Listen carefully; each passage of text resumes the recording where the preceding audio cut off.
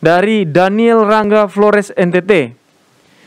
Shalom, selamat malam Pak Pendeta. Saya ingin bertanya dalam Yeremia 34 ayat 8 hingga ke 22 mengenai janji pembebasan kepada budak-budak Ibrani.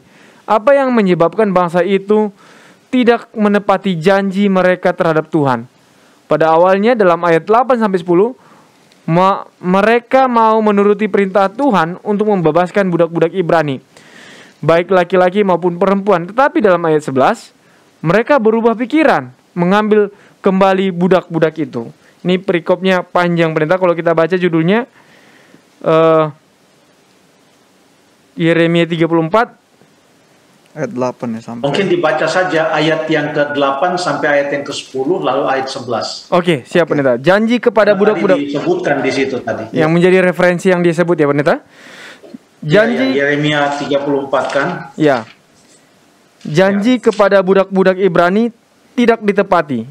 Ayat 8, firman yang datang dari Tuhan kepada Yeremia sesudah Raja Zedekia mengikat perjanjian dengan segenap rakyat yang ada di Yerusalem untuk memaklumkan pembebasan, supaya setiap orang melepaskan budaknya bangsa Ibrani, baik laki-laki maupun perempuan, sebagai orang merdeka, sehingga tidak ada seorang pun lagi yang memperbudak seorang Yehuda saudaranya. Maka semua pemuka dan segenap rakyat yang ikut serta dalam perjanjian itu menyetujui bahwa setiap orang akan melepaskan budak-budaknya laki-laki dan budaknya perempuan sebagai orang merdeka, sehingga tidak ada lagi yang memperbudak mereka. Orang-orang itu menyetujui lalu melepaskan mereka. Di ayat yang ke-11, ini yang tiba-tiba berubah katanya ya. Ya. Ayat 11. Tetapi sesudah itu mereka beralih pikiran, lalu mengambil kembali budak-budak laki-laki dan perempuan yang telah mereka lepaskan sebagai orang merdeka itu, dan menundukkan mereka menjadi budak laki-laki dan budak perempuan lagi. Silakan Pendeta. Terima kasih untuk pertanyaan ini. Ada pertanyaan yang lain yang mungkin bisa terkait dengan pertanyaan ini. Kenapa sepertinya ada perbudakan? Padahal bukankah mereka ini adalah umat Tuhan? Ya. Coba kita baca dulu Keluaran pasal yang ke-21 ayat yang kedua.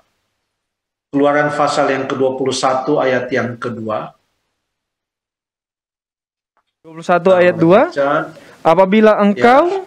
Apabila engkau membeli seorang budak Ibrani, maka haruslah ia bekerja padamu 6 tahun lamanya, tetapi pada tahun yang ke-7 ia diizinkan keluar sebagai orang merdeka dengan tidak membayar tebusan apa-apa. Terima kasih. Apabila engkau membeli seorang budak Ibrani, apakah ada jual beli budak atau seperti apa ini? Kita akan gunakan beberapa menit dulu untuk coba melihat seperti apa ini situasinya. Kita kembali lagi, jadi tadi dikatakan apabila engkau membeli seorang budak, dikatakan apa? Ia bekerja 6 tahun, tetapi tahun yang ke-7 ia diizinkan keluar sebagai orang merdeka dengan tidak membayar tebusan apa-apa. Dan ini ada kaitannya dengan ayat yang ditanyakan tadi dalam Yeremia 34. Sekarang kita coba kembali ke Yeremia 34. Dan sekarang coba kita baca di dalam ayat yang ke-13 dan ayat yang ke-14. Coba kita baca ayat 13 dan ayat yang ke-14. Beginilah firman Tuhan Allah Israel, aku sendiri telah mengikat perjanjian dengan nenek moyangmu pada waktu aku membawa mereka keluar dari tanah Mesir, dari tempat perbudakan isinya. Pada akhir 7 tahun haruslah kamu masing-masing melepaskan saudaranya bangsa Ibrani yang sudah menjual dirinya kepadamu. Ia akan bekerja padamu 6 tahun lamanya. Kemudian haruslah engkau melepaskan dia sebagai orang merdeka. Tetapi nenek moyangmu tidak mendengarkan aku dan tidak memperhatikan aku. Ini ayat cukup unik. Karena di dalam ayat 13, perhatikan ya, Jeffrey dan Stephen dan pemirsa, Tuhan katakan, aku membawa mereka keluar dari tanah Mesir, dari tempat perbudakan. Jadi bagaimana mungkin Tuhan Allah membawa orang Israel keluar dari tempat perbudakan, lalu kemudian Tuhan Allah mengizinkan perbudakan. Jadi ternyata walaupun ada istilah budak, sebenarnya istilah budak sama dengan istilah hamba, ya. Di dalam Perjanjian Baru menggunakan istilah hamba, ya. Jadi sekalipun ada menggunakan istilah budak, tetapi dengan menggunakan istilah budak seperti yang diatur tadi di Keluaran 21 ayat yang kedua, ini bukan berarti perbudakan seperti yang terjadi di Mesir. Mengapa? Perbedaan yang paling mencolok adalah orang Israel bila mana mereka mempunyai seorang budak, bukan perbudakan, tapi mempunyai seorang budak, maka budak itu bekerja 6 tahun, tapi tahun yang ke-7 sudah harus bebas. Tidak dianggap lagi bekerja, ya, dianggap bebas. Tanpa harus membayar tebusan apa-apa. Tidak boleh sampai kepada tahun yang ke-7. Dari mana mereka membeli budak? Ternyata di dalam Yeremia pasal yang ke-14 mengatakan, kamu masing-masing melepaskan saudaranya bangsa Ibrani yang sudah menjual dirinya. Jadi orang itu tidak dijual, tapi ia datang lalu mengatakan, saya mau menjadi, bayar saya sekian, ini harganya, beli. Jadi kalau dia menjual dirinya, berarti yang terima uangnya adalah dia dong. Jadi dia terima uang, dia bekerja. Tapi setelah dia terima uang dan dia bekerja, maka setelah 6 tahun dikatakan, janganlah lagi dia disuruh bekerja, sudah cukup dengan uang yang dia terima itu untuk bekerja, dia terima dan dia bekerja, sudah cukup itu. Biarlah dia bebas tanpa harus mengembalikan apa-apa, membayar tebusan apa-apa. Ini bukan perbudakan. Ini seperti suatu kontrak kerja justru. Makanya di dalam Perjanjian Baru menggunakan istilah hamba dan tuan. Seperti apa dalam Perjanjian Baru hamba dan tuan itu seperti apa kaitannya? Coba kita baca beberapa ayat tentang hamba dan tuan di dalam Perjanjian Baru. Dalam Alkitab lah. Kita tidak mau bedakan Perjanjian Lama dan Perjanjian Baru. Kita baca di dalam Efesus pasal yang ke-6 ayat yang ke-9. Jeff, tolong Jeff. Lalu nanti Stephen boleh di Kolose 4 ayat 1. Efesus 6 ayat yang ke-9, Jeff. Efesus 6 ayat 9 dan Kolose berapa pendeta? Kolose 4 ayat 1 nanti. Oke. Kolose 4 ayat Efesus 1. 6 ayat 9. Ya. Dan kamu, tuan-tuan, perbuatlah demikian juga terhadap mereka, dan jauhkanlah ancaman. Ingatlah bahwa Tuhan mereka dan Tuhan kamu ada di sorga, dan ia tidak memandang muka. Kolose 4 ayat 1. Terima kasih. Kolose 4 ayat 1. Hai tuan-tuan, berlakulah adil dan jujurlah terhadap hambamu. Ingatlah, kamu juga mempunyai Tuhan di surga. Terima kasih. Itu antara hamba dan tuan. Dan di dalam buku Efesus, demikian juga dalam buku Kolose, contohnya pada waktu berbicara tentang suami dan istri, Efesus pasal yang ke-5, ayat yang ke-22, mengatakan, hai istri, tunduklah kepada suamimu. Lalu ayat yang ke-25 dikatakan, hai suami, kasihilah istrimu. Jadi timbal balik ada di sana. Bagaimana orang tua dan anak? Pasal yang ke-6, hai anak-anak, taatilah orang tuamu di dalam Tuhan. Dan ayat yang ke-4, dan kamu bapak-bapak jangan bangkitkan amarah di dalam hati anak-anakmu. Jadi timbal balik, ada peran masing-masing. Lalu kemudian yang berikut, ayat yang ke-5, Efesus 6 ayat 5.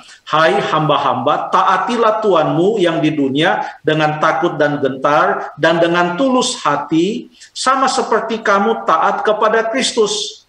Jangan hanya di depan mereka saja untuk menyenangkan hati orang, tetapi sebagai hamba-hamba Kristus yang dengan segenap hati melakukan kehendaknya.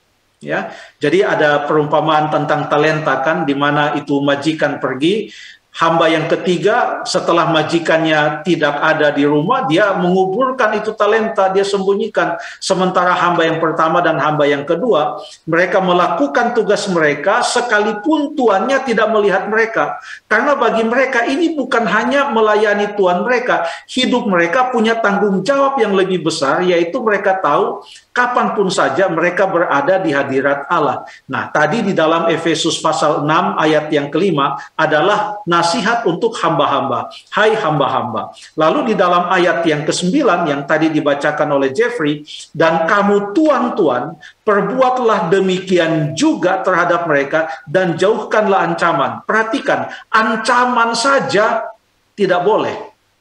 Apalagi menindas seperti perbudakan yang terjadi di Mesir.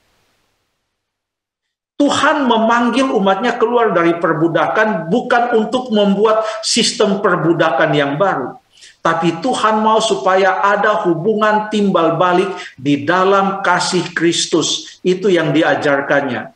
Jadi sebenarnya untuk Efesus pasal yang ke-6 ayat yang ke-5 sampai ayat 9. Ini bukan antara majikan dan budak. Tetapi ini konsepnya lebih kepada seorang pemilik pekerjaan dengan karyawannya. Masing-masing mempunyai hak dan kewajiban, ada aturan yang harus dilakukan.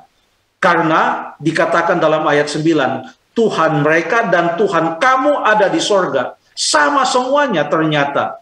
Itu juga yang dikatakan dalam Kolose pasal yang keempat, ayat yang pertama yang tadi dibacakan oleh Stephen, yang mengatakan, hai tuan-tuan, berlakulah adil dan jujur terhadap hambamu. Bukan hanya hamba yang jujur terhadap Tuhan, tapi Tuhan juga jujur kepada hamba.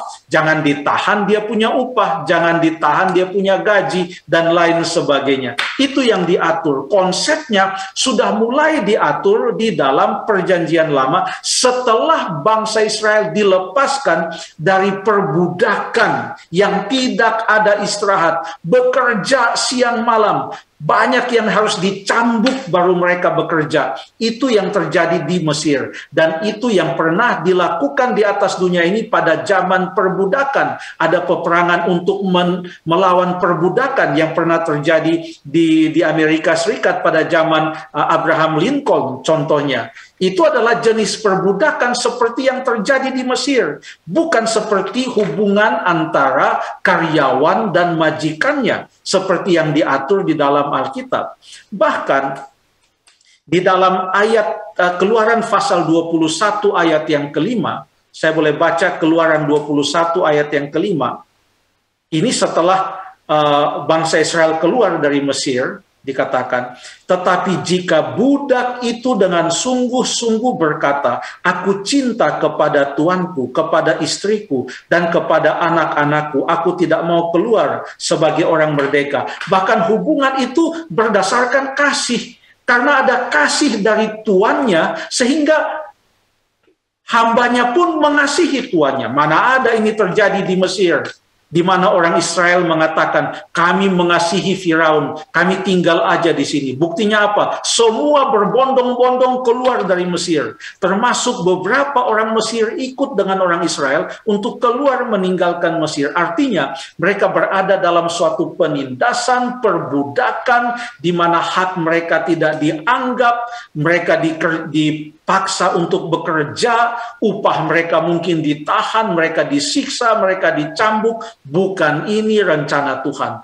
Tuhan mengatur yang terbaik. Sehingga di dalam perjanjian baru tadi dikatakan dalam Efesus pasal yang kelima, suami dan istri punya peran masing-masing.